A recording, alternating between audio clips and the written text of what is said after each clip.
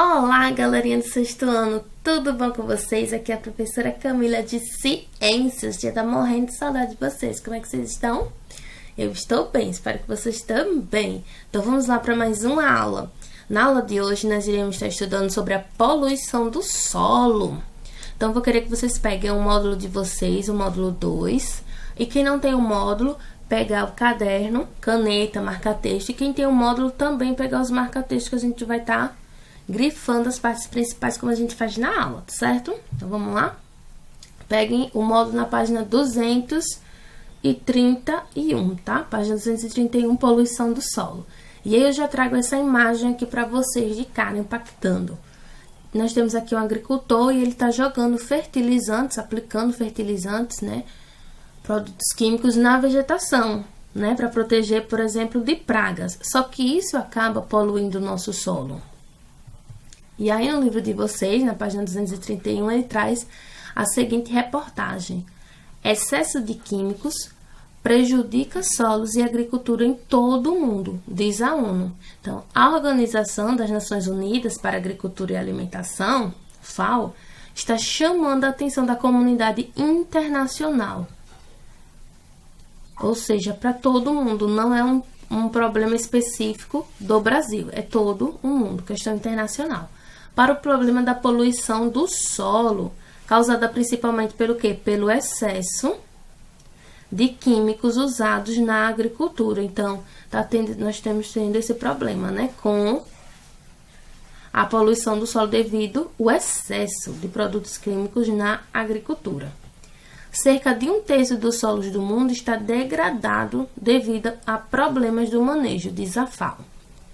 Quando esses poluentes entram na cadeia alimentar, existem riscos da segurança dos alimentos, para fontes de água e para a saúde humana e animal. Então, como é que ele pode estar entrando na cadeia alimentar? O vegetal, né, pode ser afetado por esses produtos químicos, e aí um animal que se alimente de vegetal já vai estar sendo afetado e assim vai prejudicando toda a cadeia alimentar. E aí nós temos essas perguntinhas no livro de vocês. Quais são os principais produtos químicos aplicados nas plantações brasileiras? Um dos exemplos nós podemos citar os agrotóxicos. É um dos principais produtos. Vocês sempre ouvem falar, né? Ah, agrotóxico, agrotóxico. Justamente os agrotóxicos é um dos principais nas plantações brasileiras. E para que eles são utilizados? Eles são utilizados para combater pragas que prejudicam as lavouras, certo? Então, deles é agrotóxicos e ele é utilizado para combater as pragas que prejudicam as lavouras. Que atitudes podem ser tomadas para reduzir a poluição do solo por produtos químicos? Então, podemos reduzir o uso de agrotóxico por meio do controle biológico de pragas, o plantio direto, a melhoria das técnicas de aplicação de agrotóxicos, dentre outras. Então, essas são algumas das formas de a gente estar reduzindo, né? O plantio direto é uma da forma, o controle das pragas por meio do controle biológico, e as técnicas, a melhoria nas técnicas de aplicação dos agrotóxicos. E aí nós temos, né, que a reportagem anterior, na página 232, já estamos, tá? A reportagem da página anterior, ela nos apresenta um problema comum na sociedade atual. Qual é esse problema? A poluição do solo por produtos químicos, né? Então, é um problema que atinge toda a sociedade no quesito mundial. É a poluição dos solos por produtos químicos, né? Vou pegar outro marcador. Então, vocês também que já estão com o livro já vão marcando. Entre os produtos químicos que poluem o solo, nós podemos estar citando o quê? Os fertilizantes e defensivos, que na verdade são chamados são os meus agrotóxicos, os defensivos, né? Então, são uns que a gente pode estar chamando a atenção. Eles são utilizados na agricultura, né? Resíduos químicos provenientes de indústrias também é uma forma de poluição, os resíduos químicos, né, que são provenientes das indústrias. Resíduos urbanos, nossos resíduos urbanos faz parte dos nossos lixos, né? Materiais radioativos, metais tóxicos. Então, tudo isso faz com que acabe poluindo o nosso solo. Não só a questão dos produtos químicos utilizados na agricultura, mas também os resíduos químicos provenientes de indústrias, os resíduos urbanos, os materiais radioativos e os metais tóxicos também poluem o nosso solo. Os defensivos utilizados na agricultura são aplicados com o objetivo de eliminar pragas na plantação, aumentando a produção e melhorando o desenvolvimento dos vegetais. Então, eles não utilizam esses produtos químicos, né? Os defensivos, no caso, os nossos agrotóxicos, só para, porque eu quero poluir o solo. Não, tem um porquê. Eles utilizam justamente para poder estar o quê? Eliminando as pragas e ajudar no desenvolvimento dos vegetais. Só que o excesso acaba prejudicando o nosso solo, certo? Então, o uso de defensivos, que vocês podem estar chamando de defensivo, que é o caso do meu agrotóxico, é justamente para quê? Para eliminar as pragas da plantação, certo? Então, os defensivos são utilizados para eliminar as pragas da plantação, aumentando a produção e melhorando o desenvolvimento dos vegetais. E aqui, nessa imagem aqui, nós trazemos o agricultor, né, pulverizando os vegetais utilizando defensivos agrícolas. E aqui, nessa imagem, eu trago essa imagem aqui para vocês, que está representando, né, a pulverização dos vegetais utilizando fertilizantes. Então, só que o que acontece? No entanto, essas substâncias, elas podem ser absorvidas pelos vegetais cultivados, alcançando os seres vivos que se alimentam deles. E quando isso ocorre, afeta toda a cadeia alimentar. Foi o que eu estava falando para vocês.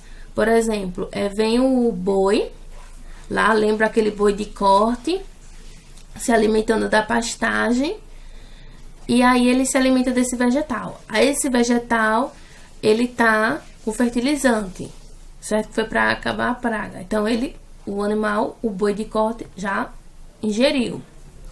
Aí a gente vai lá no açougue, que foi aquele animal abatido e já ingere. Então tudo isso vai acabando afetando toda a cadeia alimentar, certo?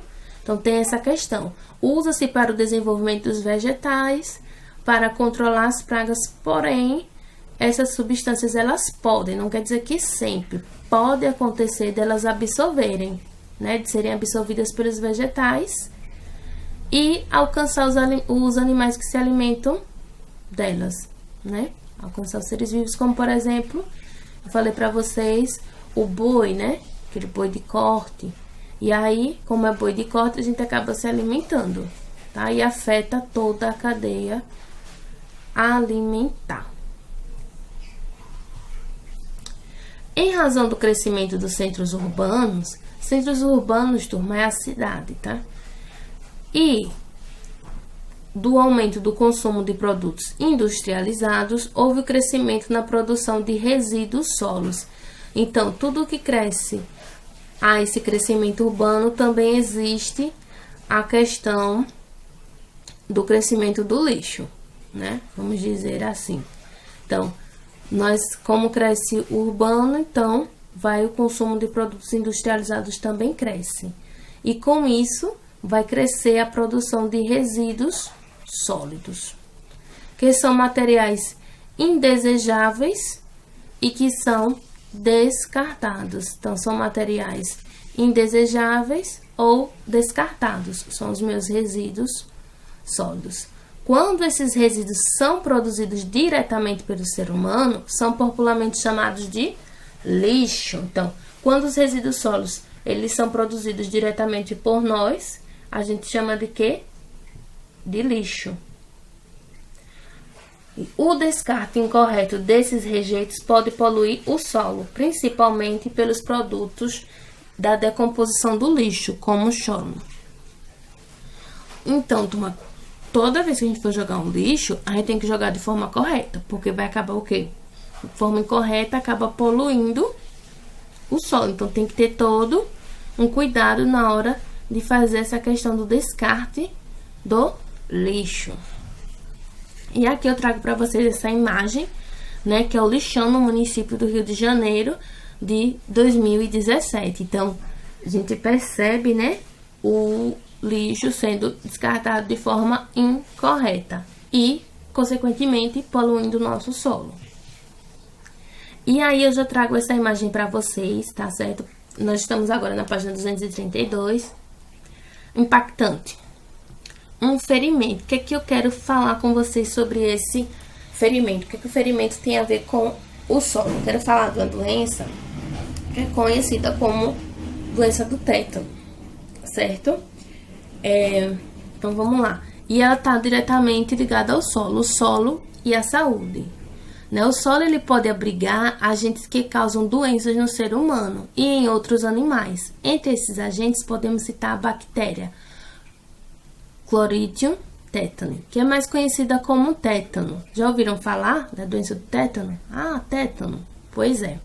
Então, essa bactéria, ela pode ser encontrada no solo, em objetos enferrujados e também no intestino de alguns animais, né? Principalmente a gente conhece ela mais como nos objetos enferrujados, é o que é mais popular, né? E também no intestino de alguns animais. E pode entrar no ser humano através de ferimentos. Então, como é que ela entra no ser humano? Através de ferimentos. Essa bactéria, ela produz uma toxina que afeta o sistema nervoso e provoca contrações musculares involuntárias, que geralmente ela vai causar muita dor e dificuldade para respirar, em razão da forte contração dos músculos respiratórios. E aí, ao lado, nós temos essa imagem, que é uma pessoa sendo vacinada contra o tétano, que a principal forma de prevenção do tétano é a vacinação. Certo? Então, turma, quando uma pessoa tem um ferimento, então é necessário que ela se vacine-se contra essa toxina, né, do tétano, do Cloridium tetani. É importante também que seja feita a vacinação de forma correta. E a vacinação do tétano, ela vai se dividir em 3 doses. As crianças, elas devem receber aos 2, 4 e 6 meses, com reforço aos 15 meses de idade. E entre 4 e 6 anos. Depois dessas doses, é preciso receber o reforço a cada 10 anos. Então, depois que toma essas doses certinhas, só vai receber a cada 10 anos. E, professora, e quem nunca tomou a vacina? Quem nunca foi vacinado deve tomar 3 doses da vacinação e o reforço a cada década. Outras doenças também podem ser vinculadas ao solo, além do tétano, tá?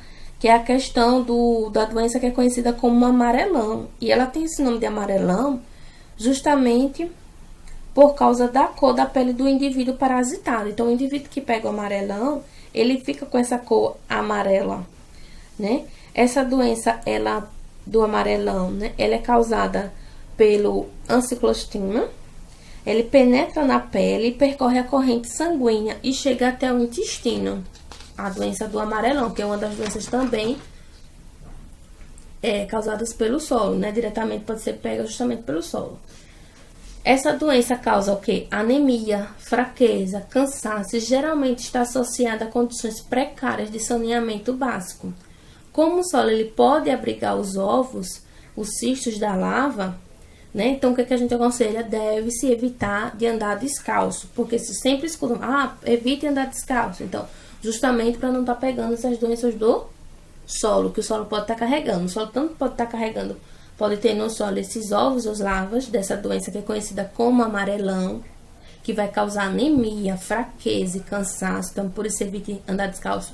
Como no solo também pode ter, por exemplo, um objeto enferrujado, e nesse objeto enferrujado vai causar um ferimento, e a doença do tétano, ela vem pelo ferimento. Então, todo cuidado é pouco. Então, evitem andar descalço.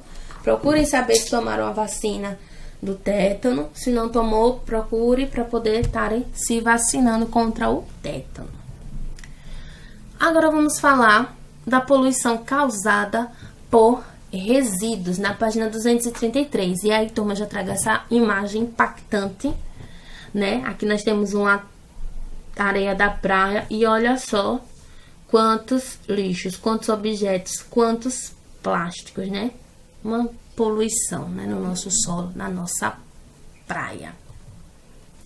Então, diversas atividades que realizamos no cotidiano, elas produzem resíduos que podem ser ou não reutilizados ou reciclados. Então, já pararam para pensar quanto lixo vocês já produziram hoje ou nessa semana? Bastante, né? E elas podem ou não ser reutilizados, ou seja, eles podem ou não ser reciclados, o lixo.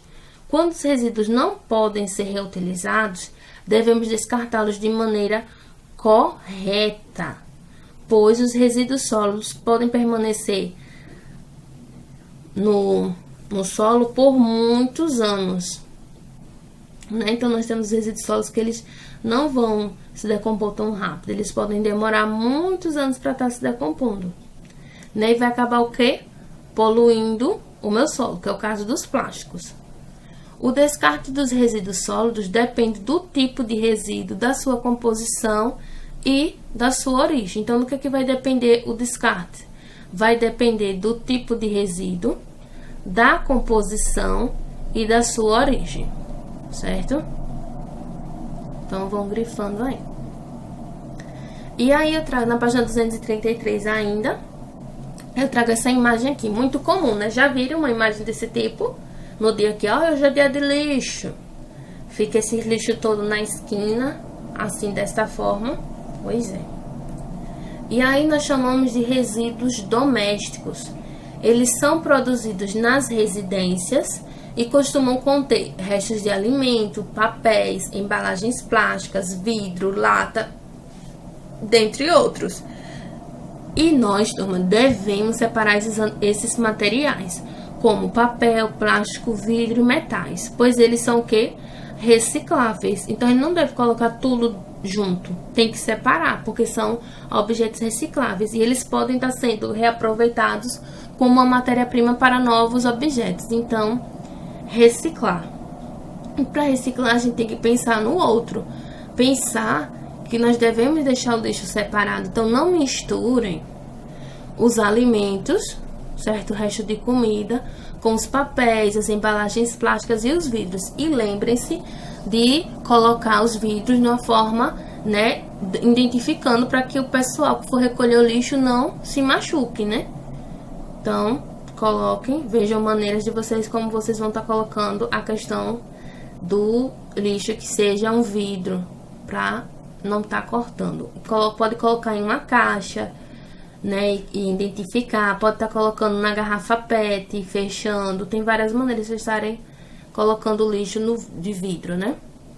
E separem, certo, turma, os plásticos, as latas, papéis, os vidros, dos restos de comida, para a gente poder estar fazendo essa reciclagem e ajudando o nosso meio ambiente.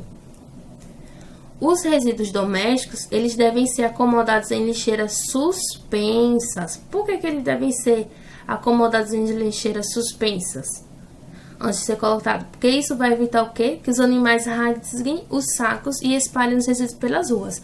Então, em alguns locais, nós vemos muito isso, né? Os lixos nas calçadas e a gente junta tudo num canto de uma rua.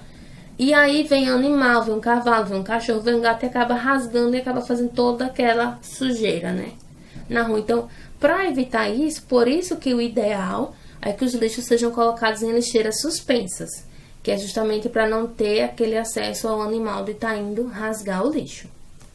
É o ideal. E os resíduos industriais? Então, aqui eu trago essa imagem para vocês de resíduos industriais. Então, os resíduos industriais, eles são compostos por quê? Por diversos materiais, como metais pesados e outros produtos químicos que geralmente são prejudiciais aos seres vivos. Então, nós temos nos resíduos industriais os metais pesados, produtos químicos que são prejudiciais aos seres vivos. Esses resíduos, turma, eles devem ser tratados ou descartados em aterros específicos. Então, ele tem um local específico para ser descartado, né? Que são chamados de resíduos industriais, os aterros específicos para os resíduos industriais. Aqui nessa imagem aqui é um depósito de lixo industrial lá na Tailândia. Essa imagem foi de 2015, certo? Então, é um depósito de resíduos industriais lá da Tailândia. E os resíduos hospitalares, ó. Conhece a agulha? Então, os resíduos hospitalares, sim, porque os hospitais também produzem o lixo e tem um nome específico. São os meus resíduos hospitalares que não podem ser descartados de qualquer maneira. Então, os resíduos hospitalares, eles provêm de hospitais, clínicas e laboratórios e podem ser compostos por sangue, ataduras, curativos, agulhas e medicamentos. Antes de serem descartados, os resíduos hospitalares, eles devem ser o quê? Separados. Os materiais infectantes podem ser incinerados ou levados para aterros sanitários. E os materiais radioativos devem ser descartados conforme a legislação para esse tipo de resíduos. Então, grifem aí, né, que os materiais infectantes, eles podem ser descartados, levados em aterros. Já os radioativos tem que ser descartado conforme a legislação. Então, vai ter uma legislação, existe a legislação, onde diz onde esses materiais radioativos devem ser descartados. Tranquilo? Muito bem. Então, é isso, turma, sobre essa parte de resíduos hospitalares. Aí, na página 234, nós temos essas imagens aqui, que vai estar justamente falando sobre a forma, né? Após a coleta, os resíduos sólidos podem ter diferentes destinos, como os aterros sanitários, ou incineradores, ou podem ser reciclados. Então, vou passar para vocês fazerem essa leitura, certo? De onde eles podem estar sendo reciclados, tá? Que está na página 234. Essa leiturazinha aqui. E quem não tem livro, não se preocupe, porque eu vou estar deixando esse material dessa aula disponível na plataforma, então vocês vão poder estar fazendo também essa leitura, certo? Então, um grande abraço, um grande beijo e até a nossa próxima aula. E não se esqueçam de fazerem a leitura das diferentes formas de destino dos resíduos sólidos. Até a nossa próxima